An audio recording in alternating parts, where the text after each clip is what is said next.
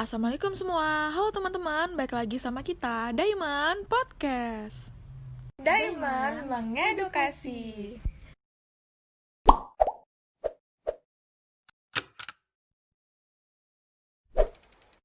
Hai guys, apa kabar nih semuanya? Masih bersama Eni di sini. Gimana nih, masih pada tetap semangat kan? Terutama buat teman-teman yang lagi di rumah aja, yang lagi pada kejebak macet, terus yang lagi pada hektik banget sama tugas-tugasnya. Pasti tetap harus semangat dan jangan pada loyo ya. Gimana nih kuliah daringnya? Pasti pada nggak sabar kan pengen cepet-cepet kuliah normal kayak biasanya. Pokoknya tetap jaga kesehatan biar bisa tetap produktif walaupun lagi pandemi begini. Ngomongin soal pandemi nih, erat hubungannya sama penemuan obat-obatan baru untuk COVID. Salah satunya yaitu vaksin. Yuk sama-sama berdoa supaya cepet jadi nih vaksinnya, biar kita juga bisa cepet-cepet ketemu lagi. Nah, kalian tahu nggak sih kalau vaksin itu salah satu sediaan parenteral? Sebelum kita masuk lebih dalam tentang sediaan parenteral, kita harus tahu dulu nih, apa sih sediaan parenteral? Pasti pada penasaran kan? Nah, jadi sediaan parenteral itu adalah sediaan obat yang kita gunain tidak dengan cara diminum. Kalau tablet, sirup kan melalui saluran cerna tuh. Nah, kalau parenteral biasanya disuntikan gitu deh dan obatnya bakal langsung ke pembuluh darah kita. Sehingga efek obatnya bakal lebih cepat juga tuh. Nah, daripada kita berteori sendiri, mending langsung aja kita mengenal lebih jauh lagi tentang sediaan parenteral yang bakal kita bahas bareng-bareng sama narasumber kita. Jadi, hari ini nih teman-teman, kita bakal berbincang-bincang asik nih sambil menambah pengetahuan kita bersama Kak Suci. Buat teman-teman yang mau tanya-tanya, silahkan langsung aja menghubungi nomor telepon 0876543321. Dan jangan lupa kalau saya bilang Daiman Podcast, kan bakal jawab Daiman Mengedukasi. Nah, teman-teman, jadi Kak Suci ini adalah salah satu mahasiswa semester 5 Fakultas Farmasi di Universitas Mula Warman. Gimana nih Kak Suci kabarnya? Alhamdulillah baik. Kamu sendiri gimana? Wah, kalau saya sih luar biasa banget Kak, karena saya udah gak sabar buat berinteraksi sama teman-teman yang lagi pada di rumah aja. Terus nih Kak, kakak sekarang lagi sibuk ngapain aja? Untuk sekarang sih kesibukannya hanya kuliah online, ngerjain tugas dan kegiatan organisasi aja nih. Wah, tetap produktif ya Kak, walaupun di masa pandemi gini. Jadi nih Kak, kita hari ini bakal ngebahas tentang sediaan parenteral. Mungkin Kakak bisa menjelaskan lebih rinci lagi tentang sediaan parenteral. Yuk langsung aja teman-teman, kita simak penjelasan dari Kak Suci. Di sini saya bakalan jelasin. Oke, langsung saja ya. Jadi, sediaan parenteral bisa didefinisikan sebagai obat steril, larutan, atau suspensi yang dikemas dengan cara yang sesuai untuk pemberian melalui suntikan hiperdemis, baik dalam bentuk siap pakai maupun bentuk yang perlu ditambahkan pelarut yang sesuai atau agen pesuspensi. Nah, salah satu contohnya adalah sediaan injeksi. Sediaan injeksi merupakan sediaan steril berupa larutan, emulsi, suspensi, atau serbuk yang harus dilarutkan atau disuspensikan terlebih dahulu sebelum digunakan secara parenteral. Sediaan injeksi ini disuntikan dengan cara menembus atau merobek jaringan ke dalam atau melalui kulit atau selaput lendir. Nah, jadi itu ya teman-teman, pasti udah pada paham kan ya apa itu sediaan parenteral. Paling nggak pasti punya gambaran kan ya. Oh ya Kak, sebelum teman-teman pada penasaran sebenarnya apa sih kelebihan dari sediaan parenteral ini jika kita bandingkan dengan sediaan lainnya, mungkin Kakak bisa menjelaskan ya Kak? Oke, untuk keuntungannya sendiri dari sediaan parenteral ini, yang pertama adalah obat memiliki onset atau mula kerja yang cepat. Yang kedua, efek obat dapat diramalkan dengan pasti. Yang ketiga adalah bioavailabilitas sempurna atau hampir sempurna. Yang keempat, kerusakan obat dalam saluran pencernaan dapat dihindarkan. Dan yang kelima adalah obat dapat diberikan kepada penderita yang sakit keras atau yang sedang dalam keadaan koma. Wah teman-teman, banyak juga ya kelebihan dari sediaan parenteral. Kalau bicarain kelebihan, biasanya bakal ada kekurangan juga nih Kak. Kalau untuk sediaan parenteral, apa sih Kak kekurangannya? Nah, benar banget nih. Selain ada keuntungan, ada juga kekurangan atau kelemahan dari sediaan parenteral tersendiri. Yang pertama adalah rasa nyeri pada saat disuntik. Nah, apalagi kalau harus diberikan berulang kali. Yang kedua adalah memberikan efek psikologis pada penderita yang takut akan disuntik. Kemudian yang ketiga adalah kekeliruan pemberian obat atau dosis hampir tidak mungkin diperbaiki. Nah, terutama sesudah pemberian intravena admixtur. Dan yang keempat adalah obat hanya diberikan kepada penderita di rumah sakit atau di tempat praktik dokter dan perawat yang kompeten. Oke, nah gimana nih teman-teman? Jadi nambah wawasan banget kan ya tentang sediaan parenteral. So, buat teman-teman yang pengen nanya lebih dalam lagi, saya ingetin lagi nih, langsung aja yuk hubungi nomor telepon 08765431. Dan jangan lupa kalau saya bilang Diamond Podcast, kalian langsung jawab Diamond mengedukasi.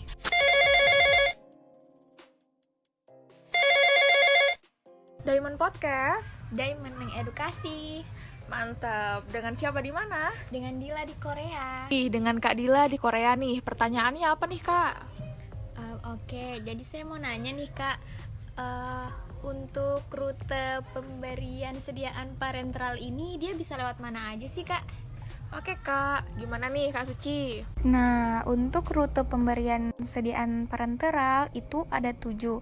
Yang pertama subkutan, yang kedua ada intramuskuler, yang ketiga intravena, yang keempat intraartikular, yang kelima intraperitoneal, yang keenam intradermal, dan yang ketujuh intratekal. Untuk yang subkutan itu dia diinjeksikan langsung ke kulit. Nah, di mana penyerapan obat lebih lambat apabila dibandingkan dengan cara intramuskular atau intravena. Jarum yang digunakan juga lebih pendek karena tidak harus mencapai otot. Kemudian target rute ini adalah jaringan lemak di belakang lengan. Kalau yang intramuskuler itu artinya di antara jaringan otot. Nah, penyuntikannya dilakukan di bawah jaringan kulit. Efek dari rute ini cukup cepat, tapi tidak secepat intravena karena memiliki durasi yang cukup lama. Jarum suntik juga ditusukkan langsung pada serabut otot yang letaknya di bawah lapisan subkutis. Kemudian penyuntikannya dapat di pinggul dan di lengan bagian atas. Lalu yang ketiga tadi ada rute intravena, di mana dilakukan dengan penyuntikan langsung ke dalam pembuluh darah vena untuk mendapatkan efek segera. Kemudian memberikan efek terapi dengan durasi yang cepat. Nah, kelemahan cara ini adalah karena kerjanya cepat, maka pemberian antidotum mungkin terhambat. Lalu ada yang keempat tadi rute intraartikular, di mana penyuntikannya dilakukan ke dalam sendi. Lalu yang kelima ada rute intraperitoneal, penyuntikannya dilakukan di bagian perut, di mana sediaan ini dapat juga diberikan secara intraspinal. Lalu yang keenam ada intradermal. Penyuntikannya dilakukan di bawah epidermis kulit melalui lapisan kulit superficial. Lalu absorpsinya sangat lambat sehingga onset yang dapat dicapai sangat lambat. Nah, yang 7 adalah rute intratekal. Rute ini digunakan ketika obat diperlukan untuk menghasilkan efek yang cepat atau lokal pada otak, sumsum tulang belakang, atau lapisan jaringan yang menutupi. Nah, misalnya untuk mengobati infeksi dari struktur ini adalah anestesi dan analgesik, seperti morfin misalnya. Kadang-kadang diberikan dengan cara ini. Nah, penyuntikannya dilakukan dengan jarum yang dimasukkan di antara dua tulang di tulang punggung bagian bawah dan ke dalam ruang di sekitar sumsum tulang belakang. Dan penyuntikannya langsung ke dalam cairan serbesorpinal pada beberapa tempat. Nah, jadi itu ya teman-teman, rute-rute pemberian sediaan parenteral. Semoga buat Kak Dila yang udah nanya bisa menambah wawasannya ya Kak. Selanjutnya untuk penelpon kedua, yuk silahkan langsung aja.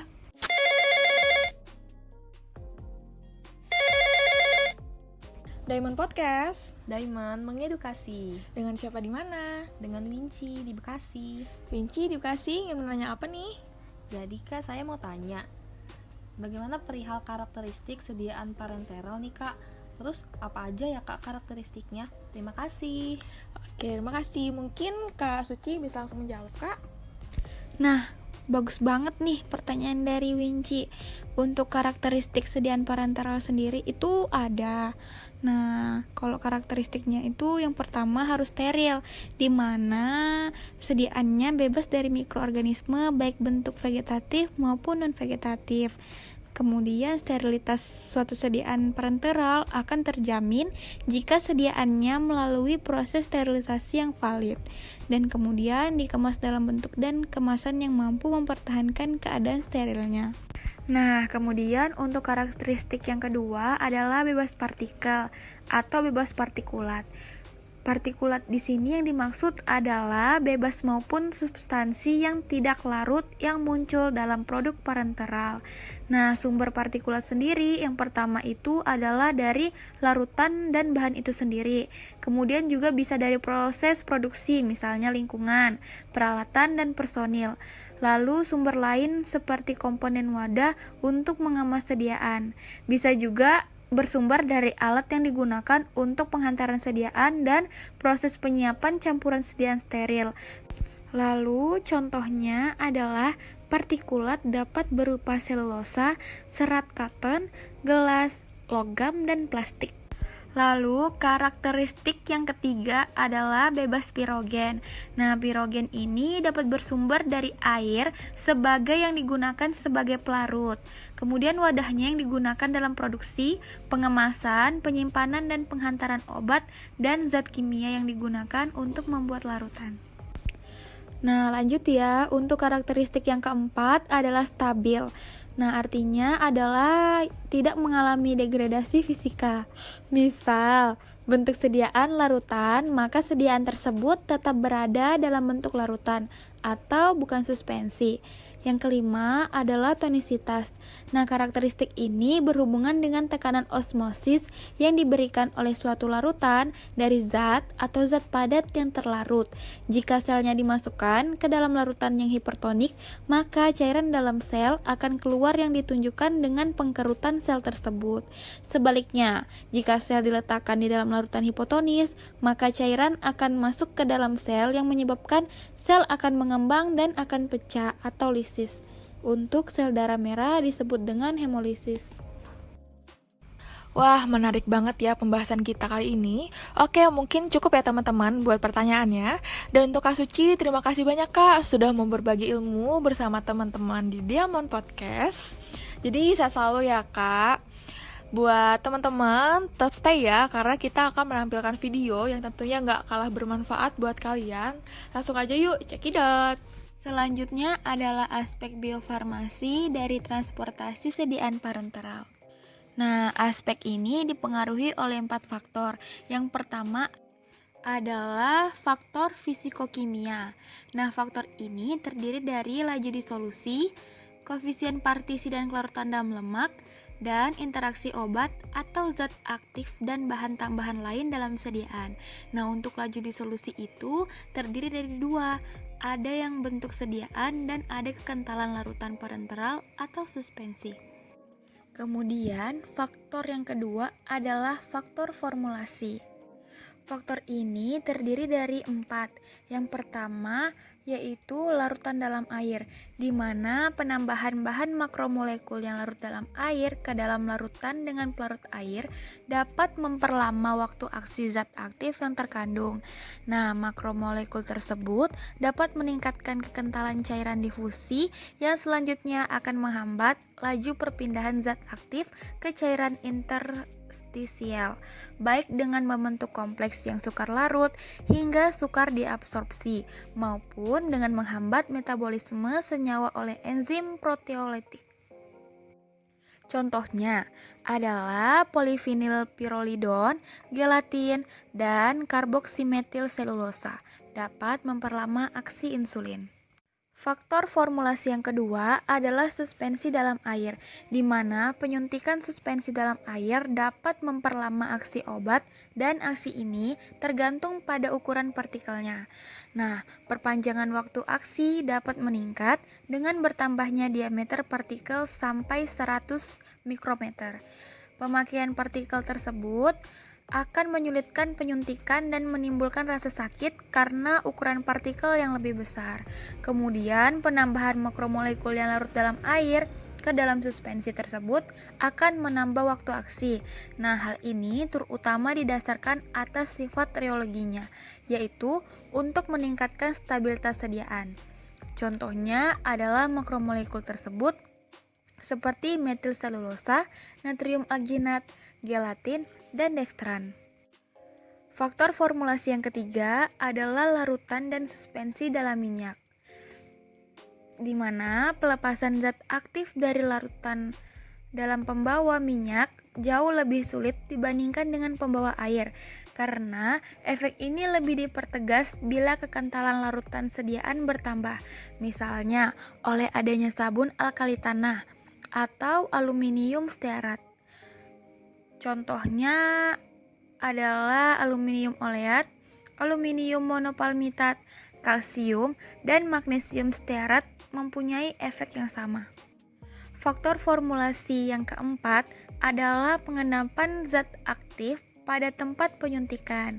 Nah, hal ini dipengaruhi oleh molekul tertentu yang diberikan dalam larutan air atau larutan campuran air pelarut organik akan mengendap pada tempat penyuntikan dikarenakan pengaruh perbedaan pH antara pembawa dan cairan biologik.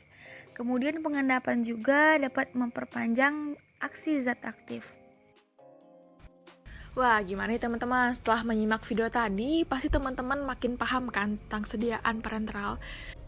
Nah, biar makin paham lagi, gimana kalau kita langsung lanjut aja dengerin penjelasan dari narasumber kedua kita, yaitu Kak Marsha. Kita sapa dulu yuk. Halo Kak. Halo. Gimana nih Kak kabarnya? Alhamdulillah baik aja. Yes, semangat selalu ya Kak. Kesibukannya apa nih Kak? Seperti biasanya masih sibuk kuliah sama organisasi aja nih. Oke, mantap. Oke teman-teman, daripada kita berlama-lama lagi, langsung aja yuk kita dengerin penjelasan dari Kak Marsha. Yuk Kak. Evaluasi bioavailabilitas dan bioekuivalensi. Bioavailabilitas atau ketersediaan hayati didefinisikan sebagai jumlah dan kecepatan zat aktif obat tersebut mencapai sirkulasi sistemik. Jumlah obat diukur dari kadar dalam darah atau urin dengan parameter farmakokinetik area under curve atau AUC yang merupakan luas di bawah kurva obat terhadap waktu. Bioavailabilitas dibedakan menjadi bioavailabilitas absolut dan juga relatif. Bioavailabilitas absolut diukur dengan membandingkan AUC produk yang diberikan secara oral dengan intravena. Sedangkan bioavailabilitas relatif diukur dengan membandingkan AUC suatu sediaan obat terhadap standar yang diketahui.